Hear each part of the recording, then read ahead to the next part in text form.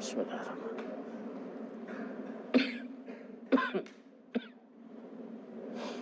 Ya Rabbi min hamazati syaitan wa subhika rabbi ya yahdurna la hawla. Bismillahirrahmanirrahim. Assalamualaikum warahmatullahi taala wabarakatuh. Alhamdulillah wassalatu wassalamu ala Rasulillah wa ala alihi wa sahbihi wa man tabi'ahu wa wala. Rabbi shrah li sadri wa yassir li amri wahlul 'uqdatam min lisani yafqahu qawli.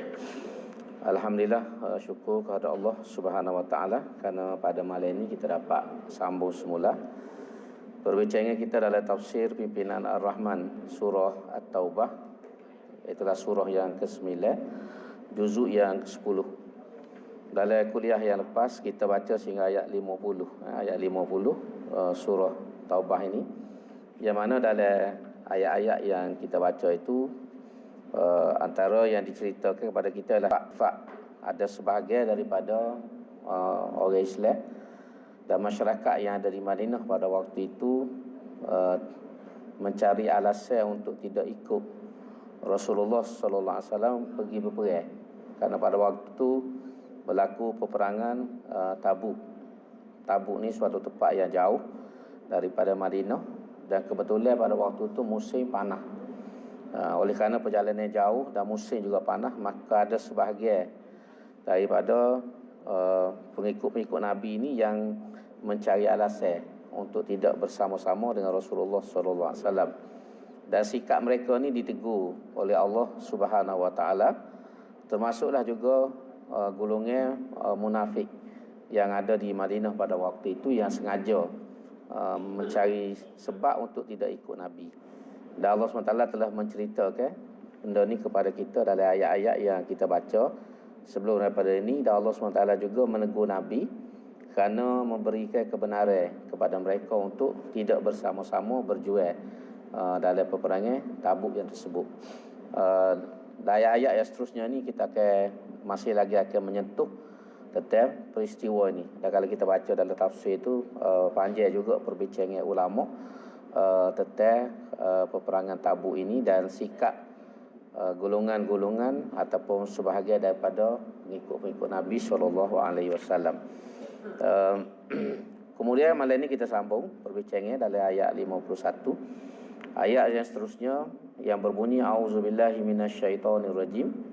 Qul lan yusibana illa ma kataballahu lana wa maulana wa 'alallahi falyatawakkalul mu'minun. Katakanlah wahai Muhammad, tidak sekali-kali akan menimpa kami sesuatu pun melainkan apa yang telah ditetapkan oleh Allah bagi kami. Dialah pengawal yang menyelamatkan kami, dan dengan kepercayaan itu maka kepada Allah jualah hendaknya orang-orang yang beriman bertawakal. Jadi setelah Allah SWT menceritakan kepada kita tentang sikap sebahagian daripada masyarakat Madinah, antara alasan dia untuk tidak bersama Nabi ni ialah untuk mengelakkan daripada bencana. Kerana dia bagi dia bila pergi perang tu mendedahkan diri ni kepada bencana. Jadi untuk menyelamatkan diri daripada bencana, baik duduk di rumah, duduk di Madinah dengan tidak pergi berperang. Jadi ayat ni merupakan jawapan Tuhan kepada mereka pada waktu itu, juga kepada kita semua lah, iaitu Tuhan nak royak kepada kita. Tidak ada benda yang akan mengenai kita ni kecuali benda yang Tuhan telah tulis. Tuhan telah tulis bencana, kesusahan dan lebih lagi kematian ni, barang yang kita nak elok tak boleh. Kerana apa? Kerana ni ketentuan Allah Subhanahu wa taala.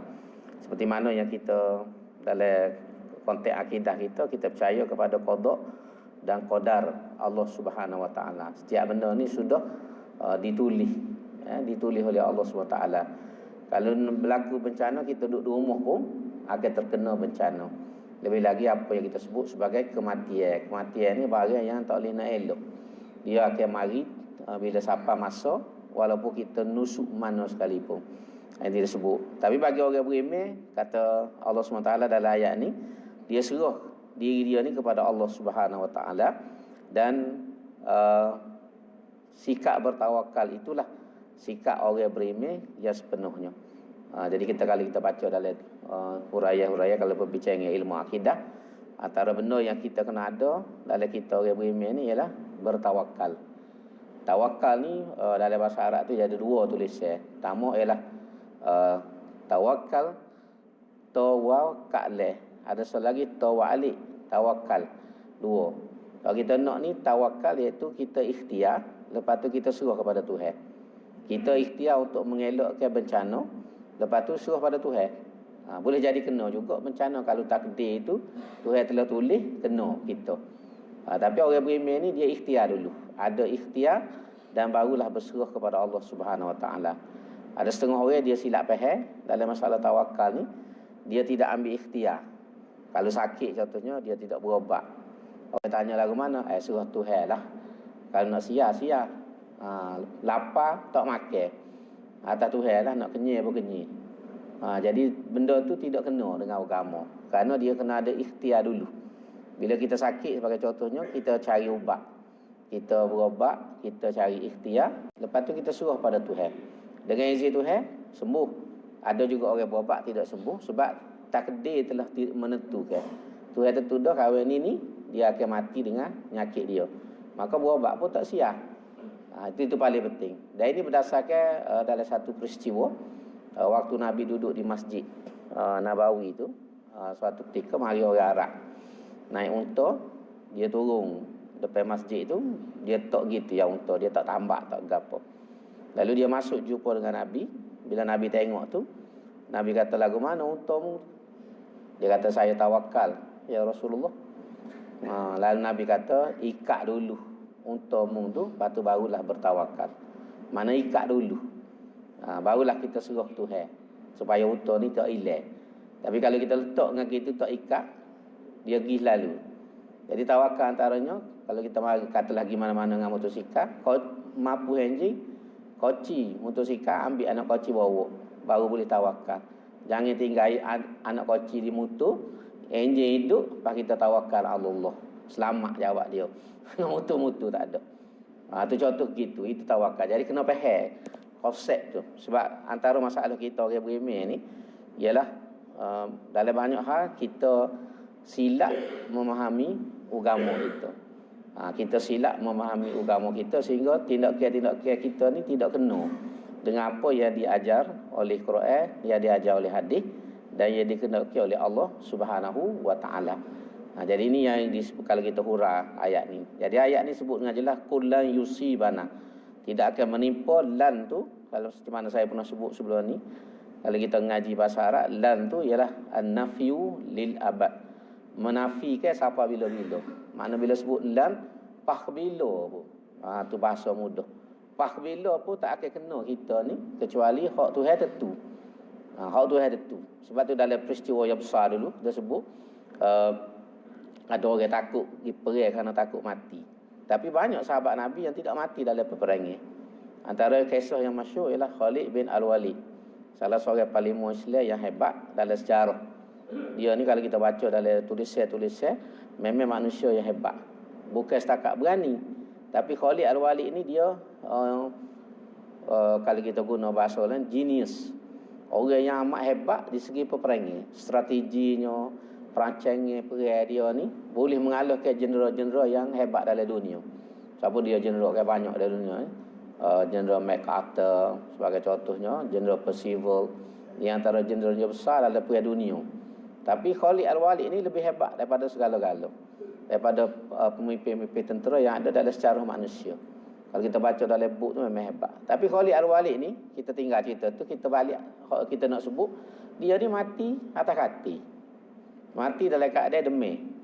Sebab tu dalam riwayat tu disebut, bila dia demam, dia rasa ajar dia nak sapa, mungkin dengan umur dia banyak. Dia rasa ajar dia nak sapa, dia teriuk. Duk atas kaki tu teriuk depan sahabat-sahabat dia. Jadi saya dia ni heran lah. Dia tanya, wahai Khalid, pelik tengok mu ni. Mu ni paling mau perang yang hebat. Perang rata-rata, tiba-tiba bila nak mati teriuk. Teriuk. Takut mati ke? Dia kata, aku bukan takut mati. Dia kata, sebab mati ni tak nak lari. Cuma aku teriuk ni adalah kerana aku perang ni banyak mana dah pergi perang.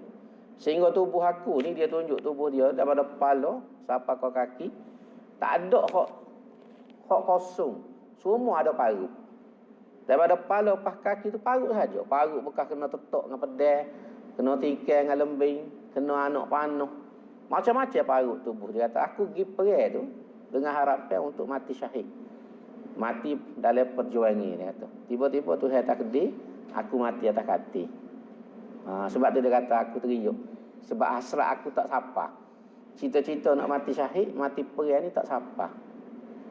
Tu nak oyak. Nak oyaknya dari tu ada banyak benda kalau kita nak ulah. Tapi nak oyaknya, ajar ni, bukan kerana kita berani, bukan kerana kita pergi perang, bukan kerana menegakkan agama.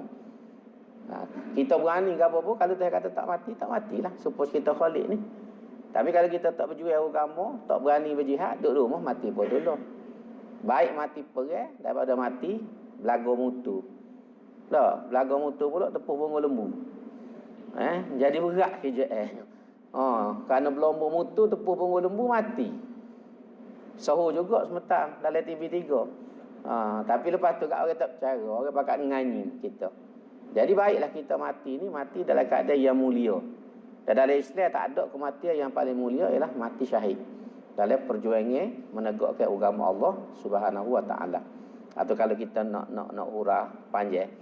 Kemudian ayat seterusnya, ayat 52, Tuhan kata lagi, Tuhan suruh Nabi jawab lagi. Atas tu Tuhan suruh jawab, kul, jawablah. Kalau kita guna bahasa kita agak, jawablah oleh Muhammad kepada orang-orang yang tak berani nak pergi perang. Yang kedua Tuhan kata, kul hal tarabbasuna bina illa ihdal husnayain wa nahnu natarabbasu bikum an yusibakumullahu bi'adzabin min indi au bi'aidina fatarabbasu inna ma'akum mutarabbisun.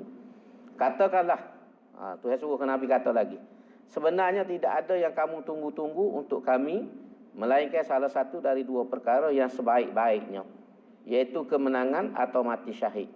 Dan kami menunggu-nunggu pula untuk kamu, bahawa Allah akan menimpakan kamu dengan azab dari sisinya, atau dengan perantaran tangan kami. Oleh itu tunggulah, sesungguhnya kami juga menunggu bersama-sama kamu. Jadi Tuhan suruh Nabi jawab balik kepada ni, terutama orang bukan Islam lah, yang ada di Madinah, buat munafik, dan juga orang Yahudi yang memandai lekeh kepada perjuangan Nabi. Jadi Tuhan kata jawab kat orang ni, sebenarnya hak suruh kita tunggu tu salah satu daripada dua saja. Orang pergi perang pada jalan Allah SWT ni, dia akan boleh salah satu daripada dua. Pertama ialah boleh jadi benar. Pergi perang tu benar. Benar tu satu kejayaan. Benar dalam peperangan. Ataupun boleh jadi tak benar, tapi mati syahid. Jadi mati syahid dalam Islam pun satu kejayaan juga. Itu sebab tu cara Islam menilai kejayaan, kemenangan tak serupa. Kita atas dunia ni, kita tengok benar-benar ni, bila kalau politik boleh meretak benar. Kalau berjuang, mengalahkan musuh. Tapi dalam Islam, mati syahid dalam perjuangan itu pun kira benar. Sebab orang mati syahid ni, tepat dia dalam syurga tu Tuhan janji selalu. Disebut dalam hadis-hadis, tidak ada yang menghalang orang mati syahid ni masuk syurga, kecuali hutang dia. Kalau dia tak bayar hutang, tertangguh masuk syurga ni sehingga hutang tu selesai. Tapi kalau dia tak ada hutang, ruh dia ni terus masuk syurga lah. Dan sebab tu dia ni tak payah mandi. Orang mati syahid ni tak payah mandi. Ke bumi dengan pakaian yang ada tubuh dia, dengan darah, dengan debu, semua tu pakai sipil lagu tu ya. Ni satu penghormatan, kemuliaan.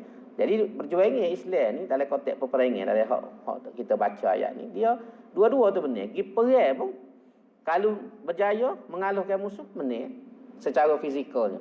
Tapi kalau tak benar dengan musuh, mati syahid, benar juga. Sebab kedudukan dia mulia pada sisi Allah. Moga kita orang beriman ni kan, semua kita cita-cita kita nak masuk syurga. Kita ikhtiar siang malam pagi petang semaya, keluar zakat, sedekah ni semua kan nak masuk syurga. Takut ke neraka. Jadi sini Tuhan janji dah, kalau mati syahid, jaminnya syurga tu ada. Kecuali kalau ada hutang ya. Dosa-dosa pun Tuhan ampun belaka, terus masuk syurga. Jadi jalan orang kata ekspres. Jalan ekspres masuk syurga ni mati syahid. Tak payah kastel peksa kau gapo, kalau di airport tak payah cok pasport, terus masuk syurga. Jadi ini satu kejayaan yang besar bagi kita orang beriman, masuk syurga tu lah. Dalam Quran ada sebut kan, faman zuhziha 'anil nar wa udkhilal jannah faqad faza. Dia sebut dalam salah satu ayat Quran. Faman zuhziya 'anil nar, barang siapa yang dijauhkan daripada api neraka. Ayat ni banyak kita zaman budak mula payah nak baca. Cakap betul Tok Guru. Faman zuhziha 'anil nar, lekat situ. Zuhziha, nak sebut zuhziha tu cakap ulang. Kena piak 2-3 kali baru betul. Sebut yang mengaji Quran. Faman zuhziha 'anil nar, barang siapa yang dijauhkan daripada api neraka, wa udkhilal jannah, dan dimasukkan dalam syurga, faqad faza. Faqad faza fauzan azima, maka sesungguhnya dia telah berjaya. Berjaya tu kerana selamat daripada neraka dan masuk syurga. Tu nak ayat kejayaan tu. Sebab itulah kita kena faham molek konsep ataupun makna berjaya dalam Islam ni. Kita kadang-kadang silap faham situ. Silap faham, sia-sia yang lawan. Benar tak supaya orang Islam di plastik. Lawan Israel, lawan Yahudi. Setengah orang tak faham tak? Wak rugi kenyau. Duk perang pula dengan batu. Dengan bedah. Orang mari dengan bedih. Tengok demikian. Pasal kita nampak benar-benar ni kalau tentera Israel. Mati Israel boleh menguasai plastik, barulah kita anggap benar. Sedangkan benar berjuang tu benar tu. Berani berjuang dan mati syahid itu suatu kemenangan yang besar. Lebih besar daripada benar secara fizikal. Situ nak kena faham molek. Kita orang beriman ni konsep-konsep. Banyak dalam Islam ni konsep-konsep yang perlu kita fahami dengan betul. Kalau tidak kita sentiasa buat keputusan-keputusan dan pendirian yang salah dalam hidup bila kita tak faham kehendak agama kita. Situ-situ penting. Jadi antaranya konsep ni lah. Al-Fauz ataupun dalam seruan kita dia panggil Al-Falah. Sebab tu salah satu dalam azan kan, hayya 'alal falah. Marilah kepada kejayaan. Al-Falah tu kejayaan. Kalau kita tengok secara fizikal, materialnya, apa dia kejayaan? Pergi semaya ni, tambah-tambah semaya jemaah. Duk nego molek-molek kena tinggal. Duk jual kena tinggal. Sepotong-tang ngorik duk jual pasal malam. Orang tengah ramah. Tiba-tiba kita berhenti pergi semaya. Tidak rugi. Secara kebendaannya rugi. Orang duk tengah ramah nak beli. Tiba-tiba kita berhenti pergi semaya. Berapa dah kita rugi situ dari segi fikih. Tapi dalam Islam tu sebut hayya 'alal falah. Marilah atas kejayaan. Kejayaan ke apa? Tu kejayaan rohani. Bukan soal fitimah. Bukan soal untung rugi nego. Soalnya kita berjaya ni sebab kita tinggal dunia ni semata-mata mencari redha Allah. Orang yang boleh berhenti mata taing ngorik tu orang tengah ramai, dia berhenti mata dia pergi semaya. Dia tak cara orang nak beli nak gapo. Dia boleh pergi semaya sebab ngorik ni waktu pendek. Kalau zaman Nabi ni kita tengok dalam sirah ni, ngorik ni sudah main ngorik semaya sunat gapo zikir-zikir, esok kita yang ada sejam lebih. Kalau zaman Nabi matam nak. Kalau kita baca dalam sirah tu, ngori isya ni amat pendek waktu dia. Amat pendek. Boh habis solat semaya sunat gapo zikir baca Quran, masuk waktu dah. Kita ni ada masa juga sejam lebih. Sejam lebih sikit. Tu nak ayat pendek. Jadi situlah ujian besar kita. Sebab tu bila Islam sebut hayya 'alal falah, marilah mencari kejayaan. Kejayaan itu sebenarnya bila kita boleh letak tepi belaka kepentingan-kepentingan dunia dan mencari keredaan Allah. Dan peringkat yang paling tinggi bila kita rela mati. Bila orang Islam ni rela mati untuk menegakkan agama dia. Dia tahu bila mati tinggal harta, tinggal bini, tinggal anak, tinggal segala-galanya. Lepas dah dunia, tak boleh gapo dah. Kereta janguk, kereta besar pun tinggal habis. Tapi dia rela juga berjuang untuk mati syahid. Inilah orang yang berjaya. Berjaya dalam ujian keduniaan. Sebab masalah kita semua pun dunia ni mari depan, tak kata kau lain lah. Ambo sendiri pun kadang-kadang kepentingan dunia duduk depan. Kadang-kadang kita tak pergi semai jemaah, kita tak buat mana molek sebab dia mikir nak wis sedekah kata habis piti aku kan. Mari mikir lepas sebab tu akhir tu biar sekali. Hak sekali. Beli rokok 5 riyal tak apa. 3-4 kotak sehari. Tapi nak pergi sedekah ke masjid, sama ya. Keleking kalau lalu depan dia orang. Padahal mana nilai dia sedekah ke masjid dengan rokok. Bukan kata bak boleh satu-satu kita tak sebahas tu. Tapi ada orang yang sanggup beli rokok 5 riyal, 10 riyal sebuku Lepas bukan sebuku sehari, 3 buku sehari. Tapi untuk masjid ni, sama yang dia beri. Seria yang dia beri untuk masjid. Nak ayat tak fahanya dia. Jadi kalau kita sepatut boleh belanja untuk rokok ni banyak, patut masjid. Biar sama mahal duit kita beli rokok. Ataupun lebih lagi patutnya. Pasal hak ni bekat akhirat. Rokok tu habis tu, habis lah. Sedap-sedap tapi dia habis hutang tu. Tak kena nak isap lagi. Tahu dengan gitu. Pasal kepahaman kita tu tak ada. Kita tidak faham. Tu kelemahan kita lah. Jadi sebab tu benda-benda ni kena faham dengan baik dalam jiwa kita supaya kita boleh mengamalkan agama. Sebab tu konsep al-falah tu, konsep falah, konsep berjaya tu mesti kita faham dengan betul. Dan inilah hak berlaku di Palestin, mana orang Islam ni dia letak ni depan. Sebab tu demo ni sanggup mati syahid. Dia tahu lah orang Israel ni beratlah ke matilah. Moga kawan tu mari dengan senjata canggih ke apa, main bedah ya. Bahang anak batu nak setara mana? Ya, tapi sanggup juga. Puak-puak Hizbullah bagi contoh, ataupun puak mujahidin yang ada di Palestin, yang masuk ke kalau kita panggil istilah berani mati. Orang ni duduk macam aku sebut kalau kita baca dalam buku tulisan. Orang ni doktor, engineer, pegawai, pensyarah universiti. Ni hok masuk ke berani mati, hok Israel takut siapa hari ni. Gak orang berlaku ni kalau kita fikir kan. Dia ni engineer, dia doktor. Tapi dia daftar nama untuk mati syahid. Buat-buat ni kan sebelum tubik rumah kan, mandi siap ke apa semua, cukur apa ni misa ke apa andai janggut, pakai minyak wangi molek-molek dengan wuduk tak tinggal, Quran duk tangan, duk di baju, tubik. Tubik tu kira sama ada balik atau tak balik. Dua, pergi kerja belah-belah. Jadi engineer jadi apa? Bila orang istihar, pergi lalu. Tak balik. Jadi dia duduk ni, bila orang tanya apa mung ni pakai comel semua, bau sedap, duduk dengan wuduk di atas sepaya, bila aku mati, temu dengan Tuhan dalam keadaan comel. Dalam keadaan bau sedap. Sebab tu dia siap dengan wuduk, nak bersih. Lepas tu dengan minyak wangi, minyak atar kalau kita kan, supaya bila mati ni menghadap Tuhan dengan keadaan yang comel, bersih. Kita dengar hak tu pun akak tangis lah kita. Dak kita ni, orang kita ni nak jumpa kasih, nak pergi kat bewah, tu ya jangok tu kat habis tengah botol minyak wangi. Tu nak pergi kat bewah nak jumpa orang besar. Kalau tidak kat tak percaya. Lepas tu kadang-kadang pemayai tu berhang dengan baju sendu ya. Tapi nak pergi pasar malam jangok pakai seluar jing lah bukan apa. Bukan suruh pakai luar jing pemayai. Tapi nak oyak tak kena cara kita. Jadi ini sebab pasal dia faham tadi. Dia faham mati dia tu nilai dia mahal pada sisi Allah Subhanahu wa taala. Jadi dalam ni dia sebut ihdal husnayain.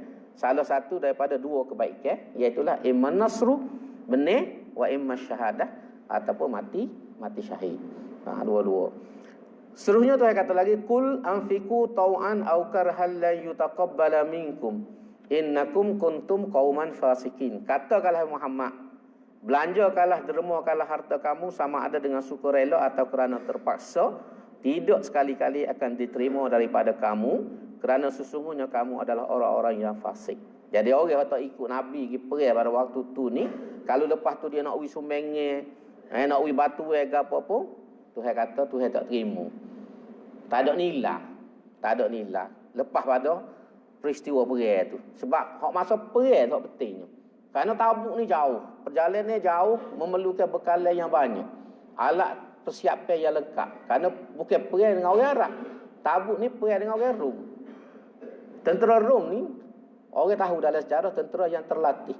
Bukan tentera biasa. Orang kalau sama Arab ni, sama-sama kemacah ya. Kalau kita jenis samsai kapung. Bergocok dengan samsai kapung. Ni nak pergi lawan, pahlawan. Sebab tentera Rom dalam sejarah ni, memang tentera yang hebat. Dia panggil legend. Legion. Satu pasukan tu panggil legend. Ada 5,000. Satu legend. Sekali gerak 5,000. Dan dalam sejarah Rom ni memang hebat lah kalau kita baca dalam buku sejarah. Tentera-tentera Rom ni memang digeruni dengan kemahiran, skill peperangan dia. Lepas tu dengan kehebatan, kasar tubuh apa semua orang takut.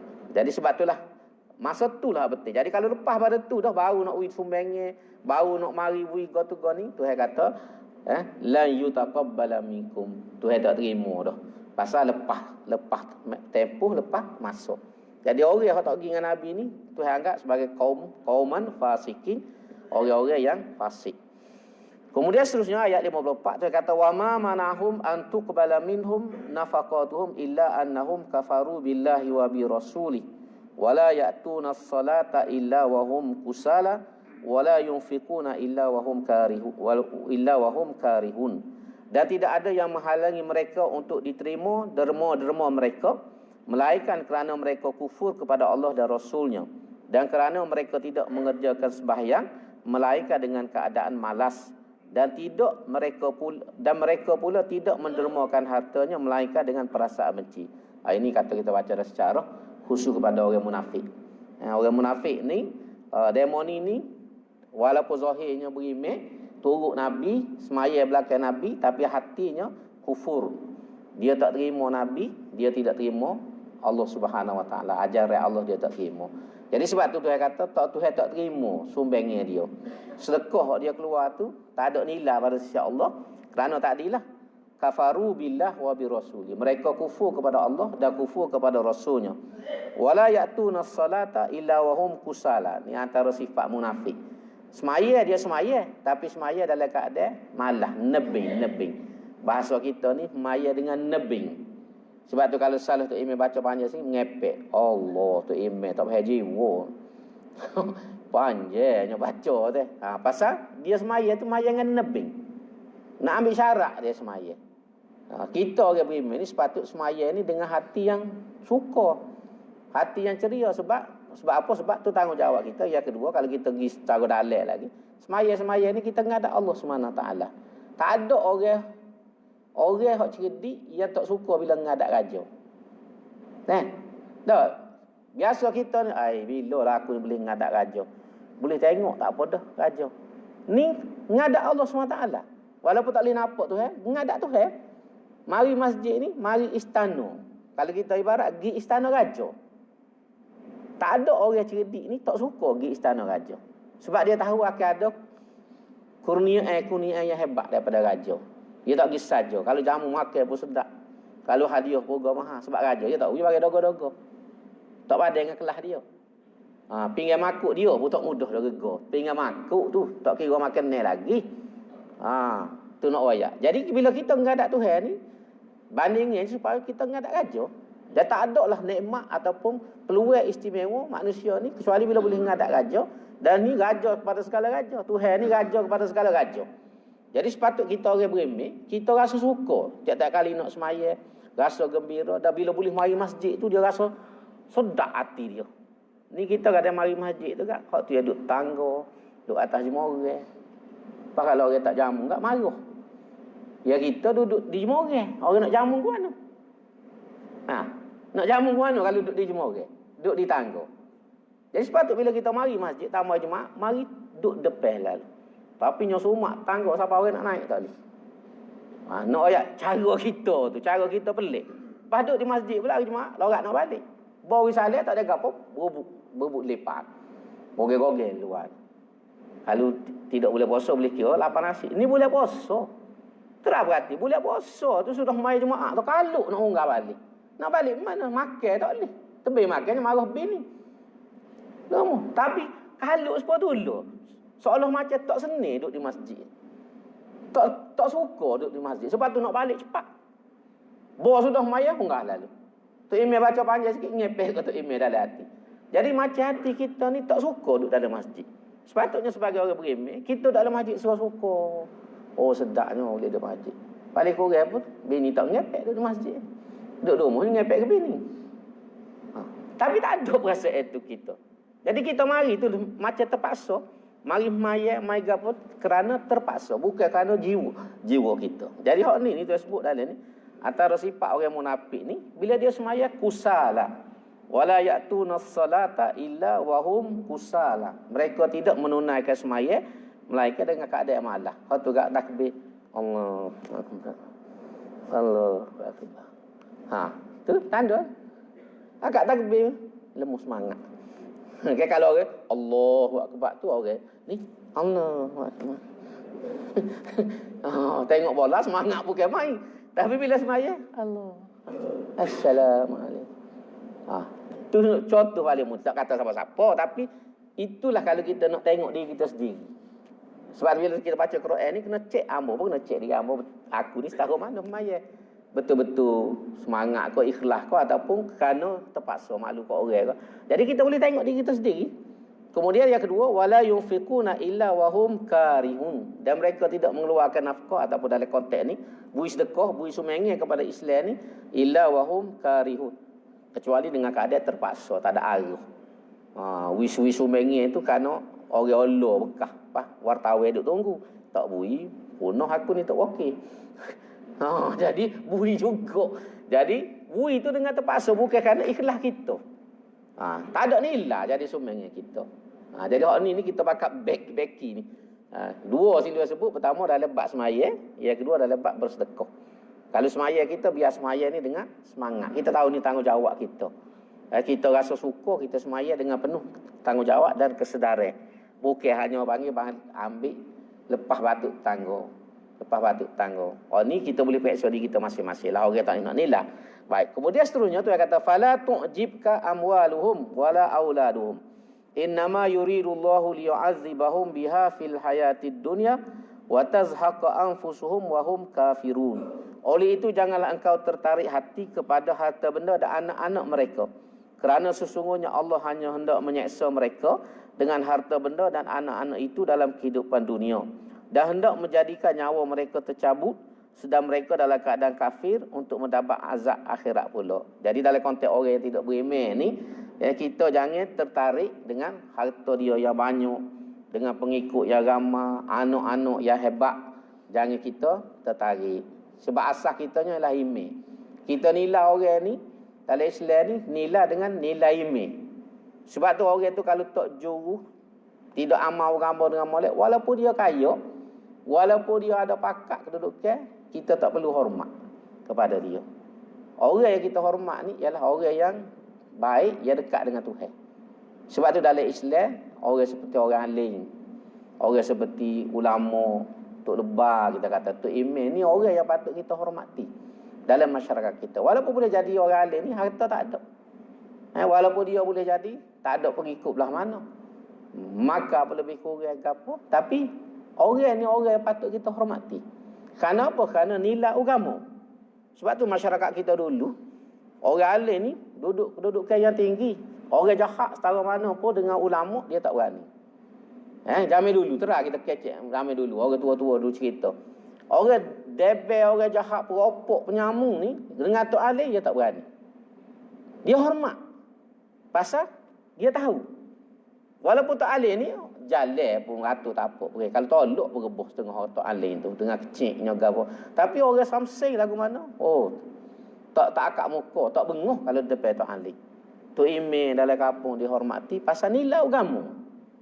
Nilai agama, itulah ajaran agama. Tapi kita hari ni, orang alim ni tak ada nilai. Tok Lebar ni tak ada rega. Kecuali tak nak ngatik. Tak nak baca Quran, kita cari Tok Lebar. Cari Tok Imam, tak nak takak basah. Lain pada tu kita pandai lagi. Allah pasal kita piti banyak. Kita jawab terbesar. Kita pengikut ramai. Jadi lari dah. Orang kata lari tiung. Lari tiung. Sebab tu dulu kita tengok orang memang hormat. Bacalah, dengarlah cerita orang tua-tua. Orang debel lagu mana pun, orang bila sebut Tok Alim kah, ingat. Sebab tu barang masjid orang tak curi. Maksud tu sebab nilai agama, barang masjid orang tak curi. Allah ni kalau boleh dengan masjid dia nak akad. Kaya boleh jual masjid dia pakai akad. Nak jual. Barang dalam masjid ni tak lekat zaman Allah ni. Tung pitih dengan tung pitih. Pang cerita mula di Masjid Proton dia panggil dekat Puchong. Hang pergi kuliah sekali. Tengok peti besi besar kat tangga tu, ikat dengan rata. Di tiang. Rata nusan ni. Belik tiang. Kejut kita tanya. Alijat tahu kuasa masjid, mana gini mohon. Dia tahu yang kedua dah tu tung. Ilah dosa. Tung di masjid itu. Tung derma. Hak yang kedua ni baru dengan rata sekeliling. Tak tahu lekat lama mana, tak tahu. Lepas tu tak pergi lah kita. Iledah sebelum pada tu. Nyakak dengan tung-tung. Tu nak royak. Tak ada tara. Jahat ni tak ada tara. Barang masjid bergomo, lepas tu curi dengan apa ni? Monitor masjid dengan gapo tu. Perangai orang lah ni. Ikut dia. Orang dulu tak kosek barang masjid ni, tak kosek. Sebab tu masa dulu mana ada masjid ni koci. Masjid ni tak ada senyap gitu ya. Orang jahat tak ambil. Kau tolongnya kambing dengan lembu. Apa ni lembu kan naik. Kambing tu bahasa ni tolong berok atas tangga yang kecing. Tapi orang tak berani orang jahat. Pasal dia tahu tara ni. Tahu tara tadi. Ini pentingnya benda ni. Jadi balik pada ayat kita, Tuhan kata kamu wahai Muhammad janganlah tertarik dengan harta, maksud dengan kekayaan orang-orang yang bukan Islam ada orang kafir ni dan pengikut dia yang ramai. Aulad ni, anak-anak ni kita terjemuh luahnya pengikut. Sebab orang dulu antaranya dia suka anak ramai. Sebab tu dia kahwin pun ramai. Kerana anak-anak lah akan membela dia. Kalau pergi perang pun anak beranak dia duduk belakang dia. Jadi bahasa kita hari ni kat pengikut. Pakak kedudukan dengan pengikut yang ramai ni kita jangan rasa tertarik. Kerana Tuhan buat lagu ni sebab Tuhan nak menyeksa orang-orang yang kafir ni, Tuhan nak seksa atas dunia dengan kesulitan hidup. Sebab bila harta banyak ke apa, dia banyak masalah. Bila pengikut ramai, masalah pun banyak. Dan seksa dengan sebab harta dan pengikut dia ni, Tuhan akan seksa dia di akhirat. Itu maksud ayat tu. Kemudian ayat seterusnya, Tuhan kata wa yahlifuna billahi innahum laminkum wa ma hum minkum walakinnahum qaumun yufraqun. Dan mereka orang-orang munafik itu bersumpah dengan nama Allah bahawa sesungguhnya mereka dari golongan kamu, padahal mereka bukanlah dari golongan kamu, tetapi mereka ialah suatu kaum yang pengecut. Jadi orang munafik ni lepas pada peristiwa perang, bila Islam benar, dia bakal mari cari Nabi. Oh, minta maaf lah kita tak pergi sekali dulu.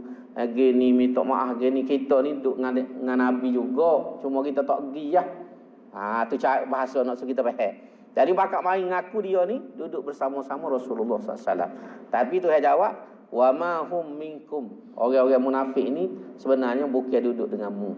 Walaupun zahirnya bersama dengan kamu di Madinah, tapi pada hakikatnya dia bukan orangmu. Dia bukan pengikut kamu, dia bukan penyokong kamu. Tapi mereka ni adalah suatu kaum yang pengecut. Iaitu bawah ni Tuhan tafsir ni sebut, orang-orang munafik itu pengecut, tidak berani berterus terang kerana mereka gerung kepada orang-orang Islam. Sebab itulah mereka terpaksa melahirkan Islamnya sedang mereka tetap kafir pada batinnya.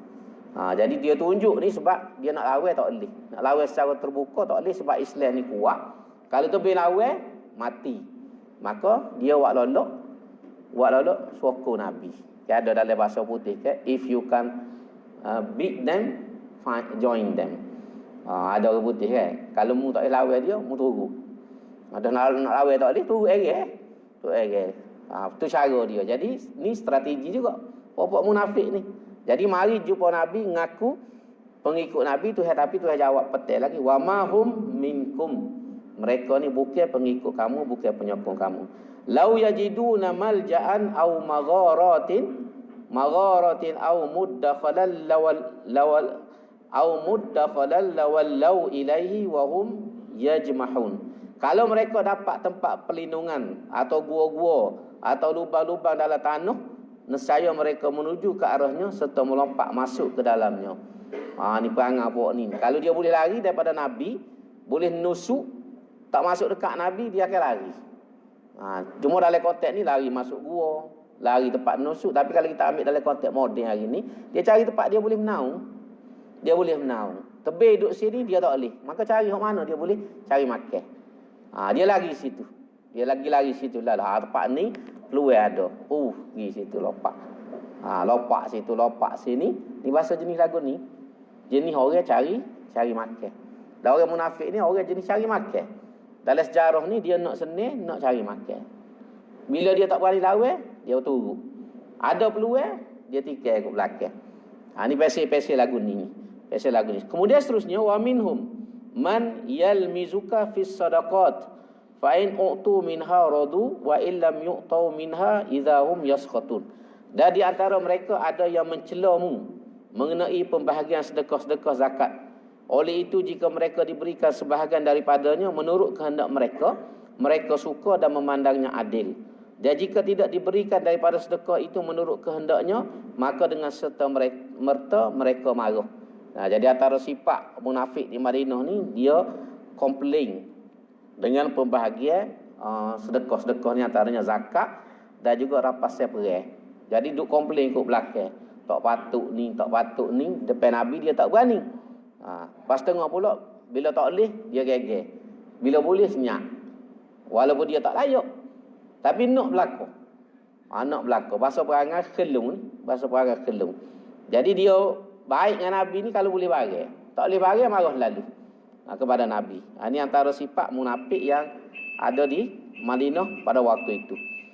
Dan seterusnya Tuhan kata, walau annahum radu ma atahumullahu wa rasuluh wa qalu hasbunallah sayu'tinallahu min fadlih wa rasuluh inna ilallahi raghibun. Dan amatlah baiknya kalau mereka berpuas hati dengan apa yang diberikan oleh Allah dan Rasulnya kepada mereka, sambil mereka berkata, cukuplah Allah bagi kami, Allah akan memberikan kepada kami dari limpah kurnianya. Demikian juga Rasulnya, sesungguhnya kami sentiasa berharap kepada Allah. Jadi sepatutnya dia terima gapo hak apa ni, hak Nabi bagi, hak Tuhan tentukan, dan berpada dengan kurnia tersebut. Itu sepatutnya gitu. Jadi ayat-ayat ni yang kita baca malam ini, sapalah ayat 59, Tuhan menceritakan kepada kita sifat munafik yang ada di Madinah. Jadi kalau kita tengok dalam pandangan ulama, kita baca ni pertama nak suruh kita kenal dan kita tahu keadaan yang berlaku zaman Nabi. Yang kedua ialah supaya kita boleh mencermi diri kita ni. Jangan ada perangai lagu ni dalam diri kita. Sebab kita boleh jadi tidak munafik dari segi akidah. Sebab kita baca dalam perbincangan akidah, dia munafik ni ada dua. Munafik dari segi akidah, iaitu orang-orang zaman Nabi ni, dan munafik dari segi perbuatan. Akidah dia Islam, tapi perangai. Perangai tu perangai munafik. Seperti mana Amos sebut dulu dalam hadis. Kayak Nabi kata, ayatun nifaq arba'un. Ada 4 ayatun nifaq. Ataupun dari satu hadis, ayatun nifaq salasun. Tanda-tanda munafik ni 3. Nabi sebut ada 3 tanda munafik. Kalau kita katakan kriteria ataupun ciri-ciri munafik. Apa dia? Iza hadasa kadzaba. Iza wa'ada akhlafa wa iza khasama fajara. 3 perkara ni.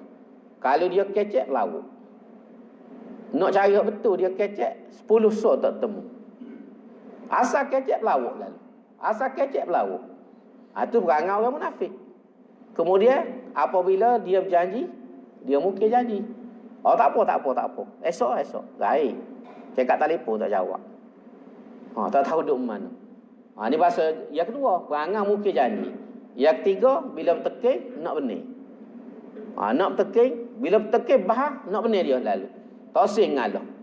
Jadi ni 3 perangai munafik. Walaupun boleh jadi dia orang Islam, tapi perangai tu perangai munafik. Nabi sebut.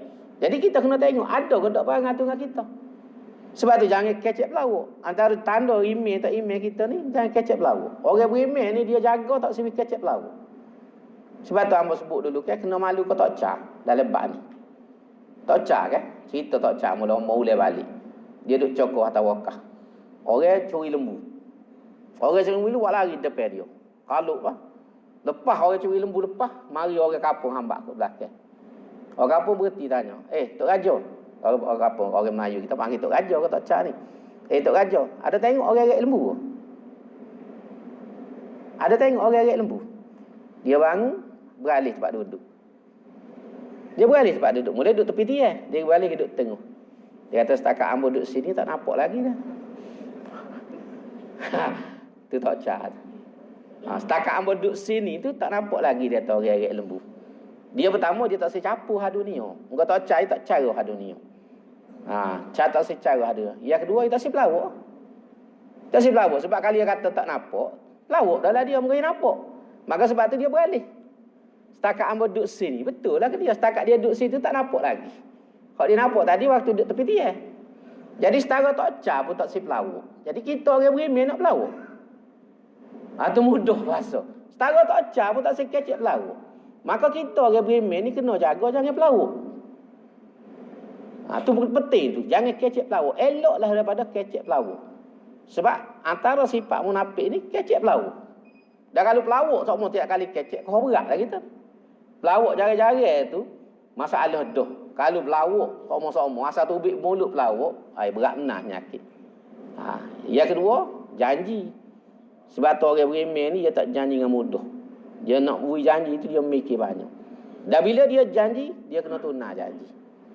Kena tunai janji. Sebab antara sifat munafik ni janji.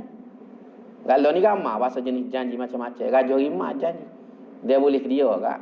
Selok kera lah kita. Buat ke dia. Tu perangai tu. Nabi dia pernah janji dengan orang nak jumpa. Orang tu buta meeting dengan dia.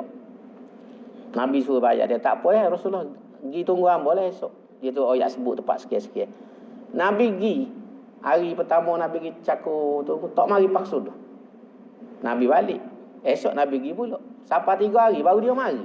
Hari yang 3 baru dia mari. Nak ayat pelawaknya janji. Tapi Nabi kerana janji. Dia pergi 3 hari betul-betul. Pergi tempat tu. Kalau kita pada sekali ya dah. Bahasa pelawak. Tapi Nabi ni pasal janji. Hari mula-mula dia pergi tunggu. Kawan tu tak mari. Balik. Esok pergi pula tanya tu. Tempat tu juga. Tak mari. Hari yang 3. Baru kawan tu mari. Nabi ngepek ke dia. Aku 3 hari tu. Mari duk tunggu musim ni. Tak mari. Tu nak ayat jaga janji. Jaga janji. Sebab tu kalau kita ngaji ilmu psikologi ke apa-apa, kita jangan mudah buat janji kalau kita tak boleh tunah. Kat kita kadang dengan anak ngaji bersungguh awal. Kalau pah ni, ayah beli basikal. Anak siapa jah ni tak boleh beli basikal. Tu nak ayat perangai kita. Sebab tu jangan mudah janji. Senyap-senyap ayah ucap kelak. Senyap budak tu teriak molek-molek senyap bunyi cak kelak. Tak bui juga. Tak bui juga cak kelak. Tak boleh kalau kita ngaji ilmu psikologi, kita ajar anak kita pelawak. Ajar anak kita pelawak. Dah orang kecek pelawak ni, mukir janji ni memang tak boleh pergi. Tak boleh pergi. Sebab tu Imam Bukhari, antara sebab apa Imam Bukhari ni hebat hadis-hadis dia, kerana dia teliti. Macam saya pernah sebut cerita, saya ulang balik. Satu kali orang royak ke dia. Dalam kuliah ngaji ni ada satu hadis daripada Nabi. Yang hadis ni tak ada dengan siapa-siapa. Kecuali dengan si Anu, si Anu sebut nama orang tu duduk tempat sekian-sekian. Imam Bukhari ni pergi cari orang ni. Kalau kita lah ni kat naik bah pergi Kuala Lumpur, jauhnya tempat tu. Jalan lagi ni, pergi cari kawan ni nak ambil hadis tu. Pasal Imam Bukhari dia ulama hadis, dia cari mana ada pun dia ambil. Dia pergi, siapa kampung tu, dia tanya-tanya orang, jumpalah dengan orang tu. Dia pergi dekat kawan tu, dia tengah tabur. Beru tabur, burung turun, penuh turun burung. Gah dia ikat burung tu. Jadi Imam Bukhari duk berhati sesar molek. Dia masuk dekat wisalah ke apa. Dia tanya, tuan ni tabur ke apa tadi dia kata? Turun burung. Tabur beras ke, tabur padi ke, tabur gandum. Dia kata aku tabur pasir. Orang tu jawab aku tabur pasir. Pasal aku nak ikat burung ni. Jadi bila tabur pasir burung turun, dia ikat. Imam Bukhari neng. Tak apa dia tamu nak balik lah. Kawan tu heran. Bapa? Mu ni aku tak kenal mu mari dia mari jauh ke apa? Apa nak balik ni? Dia tak ambil asal nak mari ambil hadis. So duduk dengan tuan ni. Tapi tak jadi dia kata. Kawan tu heran. Bapa? Hadis tu memang ada dengan aku dia kata. Kalau mu nak aku nak turun. Dia kata tak boleh. Amu tengok tuan ni, amu tak boleh percaya. Burung pun tu yang tipu dia kata. Imam Bukhari jawab, burung pun tu yang tipu dia kata. Balik dari situ, tak ambil hadis tu paksa dah. Nak ayat cermaknya siapa lagu tu. Orang yang tipu burung dia tak percaya lagi.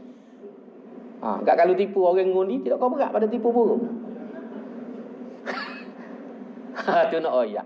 Teliti sebab tu hadis Bukhari ni, Sahih Bukhari ni kitab yang paling sahih selepas Quran. Pasal telitinya dia dalam menerima hadis tersebut. Ini hebat Imam Bukhari. Yang ayat nak kait dengan sifat munafik tadi. Hak yang ketiga bahasa kalau teking ke apa nak benih.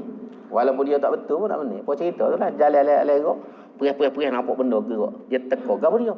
Hak tu kata kambing. Kawan ni kata burung. Pergi dekat, terkekan tu terpek. Kawan ni kata aku kata dah burung. Kambing dia kata. Dia nak benih ke dia. Mungkin dia kata kambing. Kawan ni kata burung, kambing. Kambing apa terbang? Terbang pun dah kambing. Tu nak ya. Ni bahasa jenis khas sama apa jaro. Bila bahas teken nak benih. Nak benih. Ni tiga ni perangai munafik. Nabi sebut dalam hadis. Dan ayat-ayat ni Tuhan cerita pada kita perangai orang munafik berlaku. Maka sebab tu kita orang beriman hamba sendiri kita tamu. Kita semua ni pakat tengok. Tuhan sebut dalam Quran ni ada ke tak perangai tu dengan kita. Kalau ada perangai tu dengan kita kena buat lah. Kalau tidak kita ni ada sifat munafik pada diri kita. Ada perangai munafik yang tidak sepatutnya ada pada orang yang beriman. Tu hak penting dalam ayat ni. Kita nak sebut. Jadi sebab itu Tuhan kata dah amatlah baiknya. Patutnya orang ni bila Nabi bui sedekah ke ataupun rapasan perai dia patutnya terima dan serah pada Tuhan, cukuplah dia kata bagi Allah Subhanahu wa taala, dan sesungguhnya kami sentiasa berharap kepada Allah. Seterusnya ayat 60. Innamas sadaqatu lil fuqara wal masakin wal amilina 'alaiha wal muallafati qulubuhum wa fir riqab wal gharimina wa fi sabilillah wa ibnis sabil faridatan minallah wallahu alimun hakim. Ayat ni ialah tentang asnaf zakat. Ayat ni ialah orang-orang yang layak menerima zakat. Yang kita panggil dalam istilah kita ialah asnaf. Jadi orang yang layak menerima zakat ni ada 8 asnaf. Semua sekali ni yang insya-Allah kita akan sambung dalam kuliah yang akan datang lah. Sebab kalau kita nak urang ni dia jadi panjang. Abang nak berjawab sikit pada malam ni kerana ada urusan yang lain. Jadi insya-Allah kita akan sambung ayat 60 ni dalam kuliah akan datang. Kita pergi detail sikit tentang zakat ni dengan huraian-huraian asnaf yang disebut, terutamanya asnaf fi sabilillah. Sebab ada perbincangan. Profesor Yusuf Qardawi ada tulis buku tebal ni. Fiqhuz Zakat. Nama buku dia tu Fiqh Zakat. Dan dia hurah dalam tu orang-orang yang layak menerima zakat, terutama dalam bab fi sabilillah. Fi sabilillah ni konsep dia luas mengikut tafsir ulama-ulama. Hal lain ni kita tahu orang miskin, orang fakir, hak tu jelas. Tapi fi sabilillah ni memang luas tafsir dia. Waktu kadang-kadang kita tidak faham dalam bab. Jadi insya-Allah dalam kuliah yang akan datang kita cuba bincang dengan lebih panjang sikit supaya kita mendapat kepahaman yang jelas tentang asnaf-asnaf zakat. Jadi kita berhenti dulu setakat ni. Mudah-mudahan boleh memberi manfaat. Aku qauli hadza wa astaghfirullahalazim li wa lakum. Wassalamualaikum warahmatullahi taala wabarakatuh. Bismillahirrahmanirrahim. Alhamdulillahirabbil alamin wassalatu wassalamu ala asyrafil mursalin wa ala alihi washabihi ajmain. Rabbana ighfir lana dzunubana wa israfana fi amrina wa tsabbit aqdamana wansurna 'alal qaumil kafirin. Rabbana zidna ilma wa hab lana hukma wa alhiqna bis solihin. Rabbana atina min ladunka rahmah wa hayyi lana min amrina rasyada. Allahumma arinal haqqa haqqan warzuqna ittiba'ah wa arinal batila batilan warzuqna ijtinabah. Allahumma a'inna ala zikrika wa syukrika wa husni ibadatik. Rabbana atina fid dunya hasanah wa fil akhirati hasanah wa qina azaban nar. Subhana rabbika rabbil izzati amma yasifun wa salamun alal mursalin walhamdulillahi rabbil alamin. Taqabbalallahu minkum.